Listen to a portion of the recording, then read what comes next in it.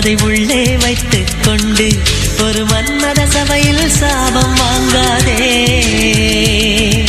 மெல்லிய மழையின் துளிகள் ஒரு மேகத்துக்குள் உண்டு, அது தானே பொழியும் பிழிய பார்க்காதே. நீ மழை தரும் முகிலா இல்லை இடி தரும் முகிலா, என் வேதனை பாயா இல்லை விலகிடுவாயா?